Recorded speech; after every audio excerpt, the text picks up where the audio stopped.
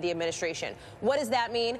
The other voice who is loud on foreign policy inside this administration is Jared Kushner, and it is no secret to you, Chris, that there has been perhaps some tension there as Jared Kushner takes on a portfolio that includes, for example, peace in the Middle East, something that would more traditionally fall to the State Department. I'm sure he's the perfect guy for the job. Thank you very much, NBC's Hallie Jackson. Great reporting. For more, let's go into Nayyera. She's a former State Department spokesperson, and Jonathan Swan, national political reporter for Axios. Thank you, both of you. This discussion, these reports don't come from nowhere. Three sources, at least, I have to tell you. I'm sure more people know about it than are admitting it. You call the President of the United States a moron, you got to take it back, or you got to live with it. What's this guy going to do? Live with it? Well, clearly that press conference was for an audience of one, and that audience was Trump in the White House. It wasn't a press conference for the rest of the world, other than to show unending loyalty to Donald Trump. And Tillerson is not somebody who has had really any public profile. He's barely given any interviews and certainly hasn't spoken or been public on any of the world issues that would be in his purview, whether it's troop deployment to Afghanistan, the Iran deal, or North Korea negotiations. So this is indicative of the U.S. diplomacy being hijacked by the chaos personality of the president. Yeah, I think the other thing here that's going on here is the decision by the president to call this guy Rex. It's like he's calling his dog, you know, when he says, oh, don't waste your time, Rex, in dealing with the North Koreans. I mean, he's Secretary of State. He's entitled to have communications with hostile forces. He's obviously been told, like a dog, pull back on his leash. Hey, Rex. Save your energy, Rex. Yeah, what's the point? Well, he's, I think this moron talk is not isolated. It seems to me it's part of their attitude towards each other. I reported 6 weeks ago that the president had said to at least two people in the White House that, quote, Rex just doesn't get it. He's totally establishment in his thinking. Trump has been criticising Rex privately for some time. The relationship is frayed. He has, as far as I can tell, approximately 2 allies in the administration, General Mattis and to probably some extent General Kelly. If you can find me one other person in the White House, Chris, one other person who will go on the record and say nice things about Rex Tillerson, I will give you a substantial sum of money. Well, that jives with what I just heard. The sources, I just saw 3 sources in the White House. I'm telling you, I've tried to find people. Well, we're all waiting for Rexit. It needs to happen sooner rather than later, given the state of U.S. diplomacy, because frankly, Rexit. That's what you're calling it. Rexit.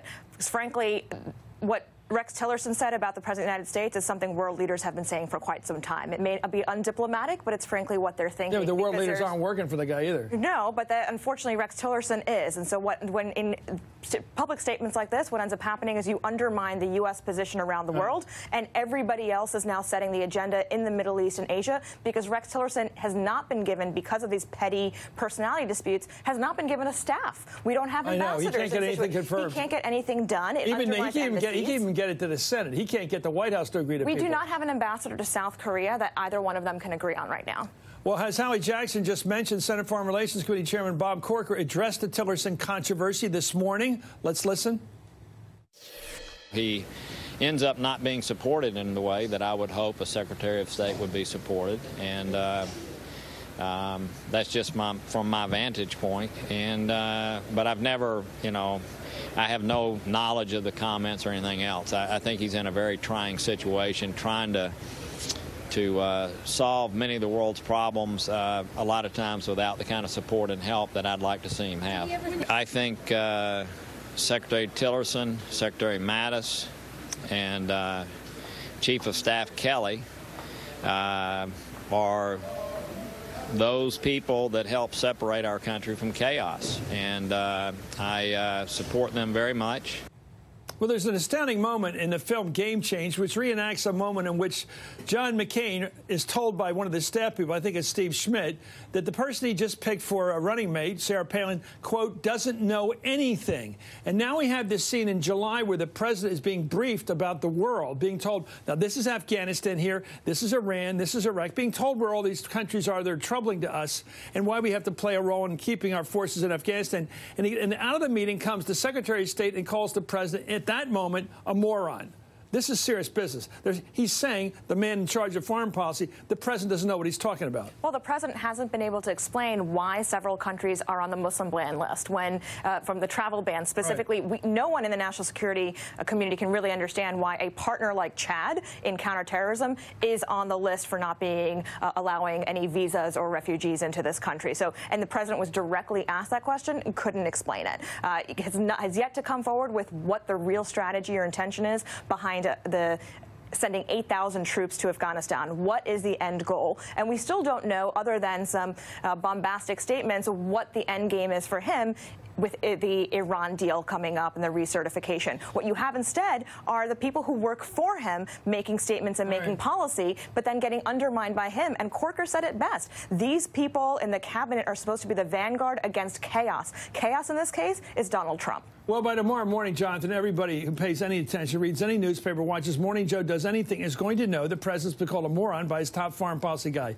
And that guy hasn't taken it back. What are the dimensions of the horror here? What does this mean to the world? Somebody said a moment ago that the president's been called, you mentioned the world thinks he's a moron, but rarely do you hear a cabinet secretary, a secretary of state, call the boss a moron.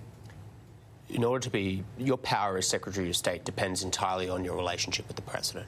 So when you're a foreign leader and you observe this man, you're making a calculation. Does he speak for the President of the United States?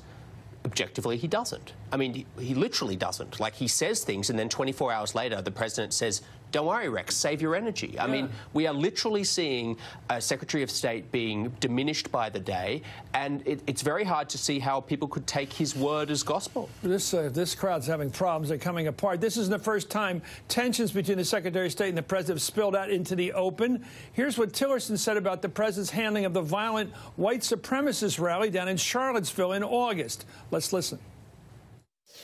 When the president gets into the kind of controversy he does and the UN committee responds the way it does, it seems to say they begin to doubt whether we're living those values.